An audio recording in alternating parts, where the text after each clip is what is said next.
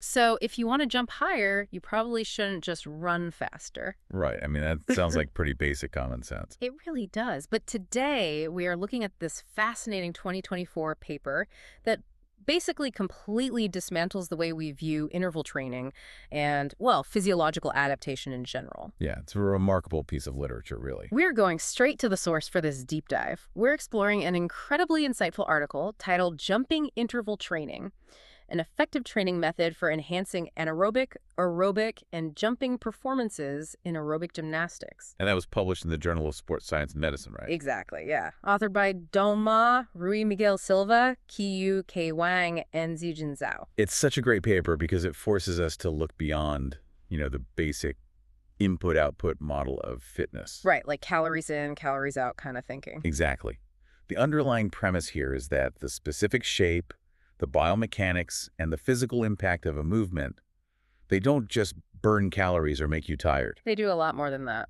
They fundamentally alter the physiological blueprint of how your body actually adapts at a cellular level. Which is really the core mission of our deep dive today for you listening.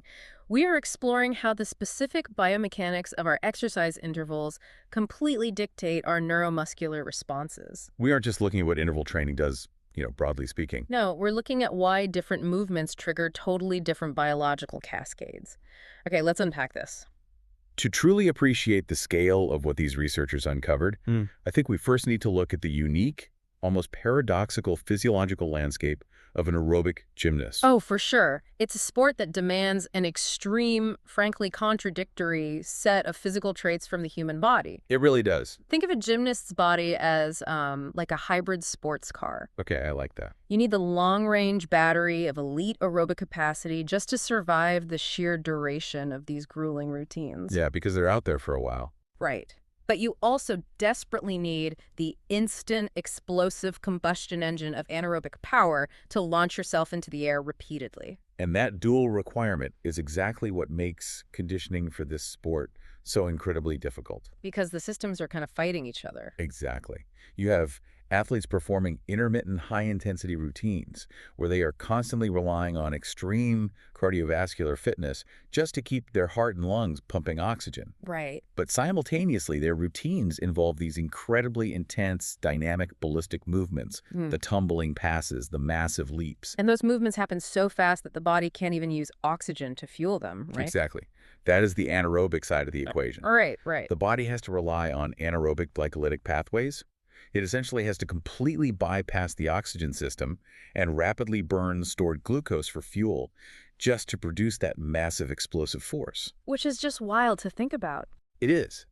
And the researchers point out early in the paper that higher level performance in gymnastics heavily correlates with this specific anaerobic energy reliance. Oh, wow. Yeah. The best athletes in the world are the ones who can tap into that explosive power system the fastest and the most often. Which naturally leads to the problem with how we usually train athletes. Right.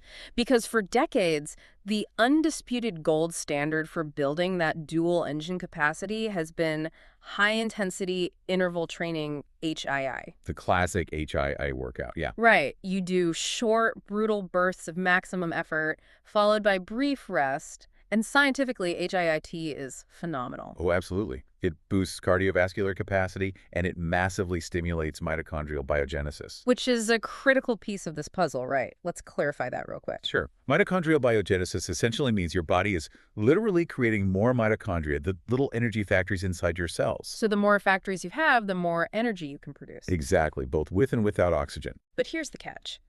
Almost all the foundational research proving the benefits of HIIT has been done using running or cycling. Yeah, entirely horizontally focused. Right. You get on a track and you sprint, or you get on a stationary bike and you pedal until you basically feel sick. We've all been there. Yeah. So this paper asks a brilliant, seemingly obvious question that sports science somehow just ignored for years. Which is, if HII works so well for running, is it a massive mistake to assume those exact same adaptations transfer perfectly to a highly ballistic, vertical sport like gymnastics? Such a good question. What's fascinating here is that the cardiovascular system might not actually care how your heart rate gets elevated. Right. A high heart rate is a high heart rate. Exactly. Your heart and lungs are essentially just a central delivery pump. They just respond to the tissue's demand for oxygen. But the neuromuscular system, your brain, your nerves, your muscle fibers, your tendons, that system absolutely cares about the mechanics. Completely. Yeah. And so the researchers hypothesized that since gymnastics inherently relies on jumping, a jumping interval training protocol, GLT, might yield the exact same metabolic and cardiovascular benefits as running HIIT. But with highly specific neuromuscular benefits for vertical power. Exactly. They suspected that jumping intervals would develop specific muscle fiber coordination that, just sprinting on a track simply ignores. Right, you can't get that spring from running flat. So to test this, they didn't just grab a bunch of random college students in a lab, which happens a lot in these studies. Too often, honestly. They went straight to the actual demographic. They recruited 73 female youth aerobic gymnasts. And that demographic choice is vital. These athletes had an average age of 16.2 years. So they weren't beginners trying to get into shape? Not at all. They were competing at the regional level and already training like 4 to 5 times a week. They already had very high baselines of fitness. So the researchers split these 73 athletes randomly into 3 groups. You had the jumping interval training group, the JIT, with 24 athletes, the traditional running high-intensity interval training group, the HIIT, also with 24 athletes. And a control group of 25 athletes. And this experiment ran for a solid 8 weeks. Over those 8 weeks, the 2 experimental groups added just 2 specific interval sessions a week to their normal routine. Making sure they had 48 hours of rest between sessions, which is important. Very important. And the internal protocols for those sessions were meticulously mirrored to ensure a mathematically fair comparison, right? Yes.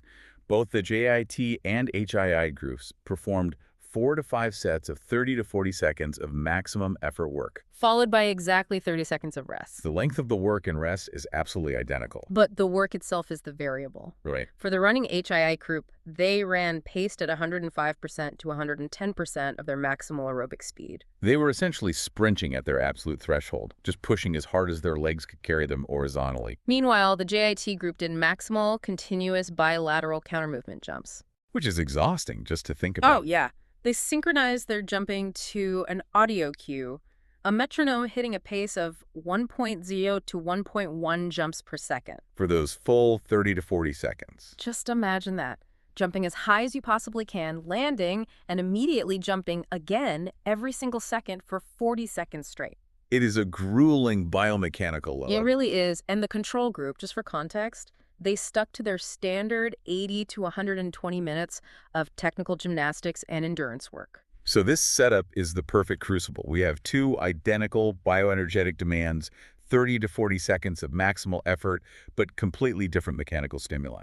But wait, gymnastics is so subjective. You watch it on TV and they're judged on routine execution, toe point, rhythm, even facial expression sometimes. Very true. How on earth did the researchers isolate actual unbiased fitness data from a sport that relies so heavily on artistry? Well, they completely stripped away the artistry. Okay. They didn't rely on judges' scores or subjective routine evaluations at all. That makes sense. Yeah, they used cold, hard, scientifically validated physiological output tests administered before and after the 8-week intervention. Okay, what were the tests? First, to measure overall aerobic capacity, they used the 20-meter multi-stage fitness test, which most people know from high school gym class as the beep test. Oh, man, the dreaded beep test. Yep, the very same. And to measure the vertical power, they used a validated app called MyJump2. Which is really cool technology. It is. It uses a high-speed smartphone camera to track the exact flight time of a counter-movement jump, eliminating human error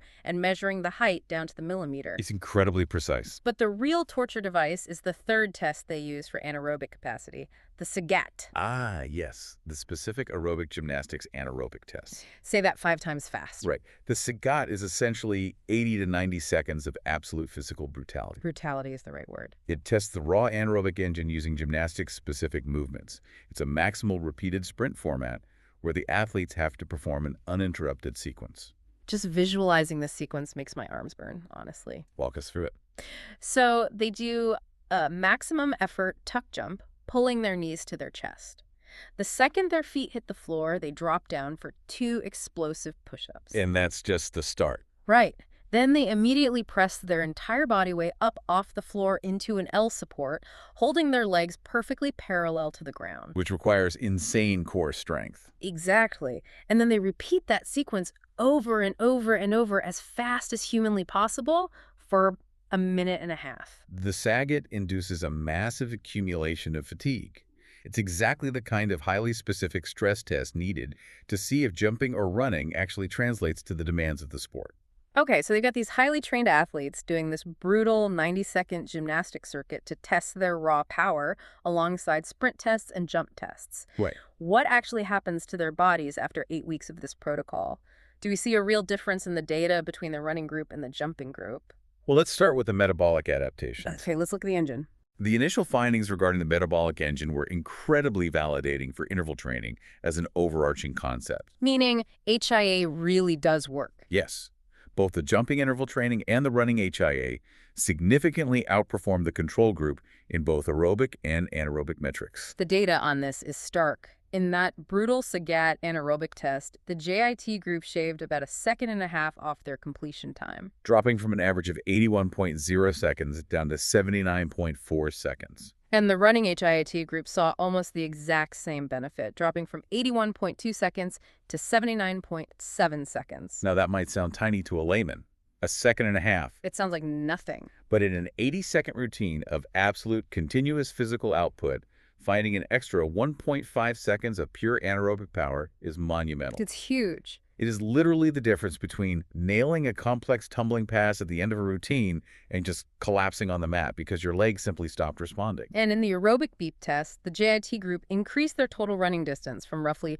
1,307 meters to 424 meters. While the HII group jumped from 1,276 meters to 1,400 meters. So they both saw massive gains. What we are looking at here is a profound structural upgrade to the athlete's bioenergetic systems. Yeah. When you subject the body to 30 to 40-second intervals of maximal work, whether jumping or running, you are forcing the body to scramble for energy without enough oxygen present. If you've ever tried to do a maximum effort sprint on a stationary bike, you know that horrible fiery burning sensation in your quads? We all know that feeling. Yeah, that's the lactate and hydrogen ions rapidly building up in the muscle tissue. Precisely. But through repeated exposure to this vigorous exercise over 8 weeks, the athletes enhanced their buffering capacity. Buffering capacity. Yes. Their bodies physically adapted to clear those hydrogen ions and lactate out of the muscle tissue much faster. Oh, wow. When you improve that clearance rate, you significantly delay the onset of that burning fatigue. That is the biological mechanism behind their improved Saget scores. That makes total sense. But it really blows my mind that doing counter movement jumps in place improved their beep test running distance. It is wild. Mechanistically, how does jumping vertically build the exact same cardiovascular endurance as sprinting on a track? It comes down to vascular adaptation and cardiac output. The heart is, in essence, a remarkably powerful but simple pump. Okay. It doesn't know your legs are jumping instead of running, right? It just detects that the massive leg muscles are screaming for oxygen. So it just works harder. To meet that extreme demand during the 40-second intervals, the heart has to pump harder and faster. So it's literally stretching the heart muscle. Yes, specifically the left ventricle. Pushing the heart to these extremes increases stroke volume. Meaning the heart chamber expands and contracts more forcefully. Exactly, pumping a larger volume of blood with every single beat. Furthermore, the intense demand for oxygen promotes capillarization in the leg muscles. That's building more of those tiny blood vessels to deliver the oxygen directly into the individual muscle fibers, right? You got it. So when the jumping group went back to do the running beep test, their stroke volume was higher, their capillarization was denser, and their lactate buffering was superior. So their overall engine was upgraded, even though they upgraded it by jumping instead of running. Precisely. Here's where it gets really interesting, though. Look at the actual time commitment required to trigger these massive physiological changes. This is my favorite part of the study. The experimental groups only did 4 to 5 sets of 30 to 40 seconds of work. That is literally about 4 to 5 minutes of actual intense physical exertion added twice a week. That's nothing. You always hear about elite athletes grinding for 6 hours a day, but this study unequivocally proves that intensity, not just sheer volume, is the true biological trigger for mitochondrial biogenesis and massive metabolic shifts. If we connect this to the bigger picture, it tells us something fundamental about human physiology. Which is? The cellular machinery that produces energy becomes vastly more efficient only when it is forced to adapt to severe, repeated stress. In terms of pure metabolic output, the heart, the lungs, and the mitochondria will adapt to the intensity of the demand completely, regardless of the vehicle driving that demand. So, if I'm understanding this correctly, running builds the engine and jumping also builds the engine. Right. We clearly see that in the mirrored data for the aerobic and anaerobic tests. But this is where we pivot to the singular, crucial difference in the study. There is one distinct area in the data where jumping interval training proved undeniably scientifically superior to running. And that is in the vertical jump performance, measured by the counter movement jump test using that high-speed camera app. Yes, the JIT group significantly outperformed both the running HIIT group and the control group. The jump height for the jumping interval group increased from an average of 31.0 centimeters to 32.5 centimeters. While the running HIIT group, despite getting all those massive cardio and lactate benefits we just talked about, only saw a tiny, statistically insignificant margin of increase. Going from 30.7 centimeters to just 31.2 centimeters. This is the core of the neuromuscular specificity hypothesis. Let's break that down. When you run, you are certainly using your leg muscles powerfully, but the biomechanics are relatively cyclical and horizontally focused. Right. When you do jumping interval training, you are actively, violently, and repeatedly engaging a very specific biological mechanism known as the stretch shortening cycle. Let's break down that stretch shortening cycle, because this is where the pure physics of the human body comes into play. Oh, absolutely. Think of running a bit like bouncing a heavy, stiff medicine ball on the ground. Okay, great analogy. You have to use a lot of sheer muscular output to push it back up every single time you take a step. You do. But jumping is like bouncing a super bouncy rubber ball. You are relying heavily on the kinetic energy of the impact to shoot you back up. That is a perfect analogy for the difference between pure muscular contraction and tendon elasticity, because the stretch shortening cycle has three distinct phases. First, when a gymnast drops rapidly down into a squat just before a jump, the muscles and tendons rapidly lengthen under tension. Okay, so this is the eccentric phase, the stretch. Yes. It's like pulling back the rubber band. Exactly like that. But the magic really happens in the second phase, the amortization phase. So what phase? Amortization. This is the microscopic split-second pause at the bottom of the squat before you go back up. Okay. If that pause is too long, the energy dissipates as heat. Jumping interval training forces the nervous system to make that amortization phase infinitely faster. Which leads to the third phase, the concentric explosion upward. Right, because the nervous system transitions so fast, it captures the elastic energy stored in the stretched tendons. Oh, I see. When the athlete jumps, that stored energy is released, adding essentially free kinetic force to the movement. Wow. And running intervals simply do not load and unload the tendons heavily enough to force that specific springing mechanism to adapt. So the nervous system is basically getting vastly better at acting like a rubber band. But is the actual muscle fiber changing too? It is a profound architectural change, actually. Really? Yes. The pure, explosive force generation required to launch your entire body weight off the ground synchronously targets and activates fast-twitch muscle fibers. These are the large, powerful fibers responsible for instantaneous power. As opposed to the slow-twitch fibers used for endurance jogging, right? Jumping intervals demand such high instantaneous force that the central nervous system learns to recruit these massive fast-twitch fibers much more efficiently. Because it has to. Right. Running sprints recruits them to a degree, but not with the maximal synchronized vertical load of a counter-movement jump. So jumping builds the engine, AD, it upgrades the suspension and the chassis for vertical power. It's a complete systemic upgrade for the specific demands of the sport. That is incredible. Now, it is important to note that the authors of the study, in the spirit of good science, highlighted a few limitations in their methodology. Because transparency in scientific literature is crucial to knowing how far we can actually extrapolate these findings. Right. The researchers noted that while they controlled the interval sessions perfectly, they couldn't quantify the exact internal and external training loads the athletes experienced outside of the intervention. They knew what the athletes did during those 4 to 5 minutes of jumping. But they couldn't perfectly isolate every stressor, sleep pattern, or, nutritional variable in their daily lives. Which is just life. Oh, there is also the demographic factor to consider. Yes, because the study was conducted on 16-year-old youth athletes. Their natural biological trainability is at an absolute peak. Right, teenagers are basically biological sponges for neuromuscular adaptation. They really are. Their tendons are naturally more elastic. The authors astutely suggest that future research needs strict internal and external load monitoring on adult elite-level athletes. Just to verify if these exact same rapid 8-week gains hold true when a body is already nearing its absolute genetic ceiling. Makes sense.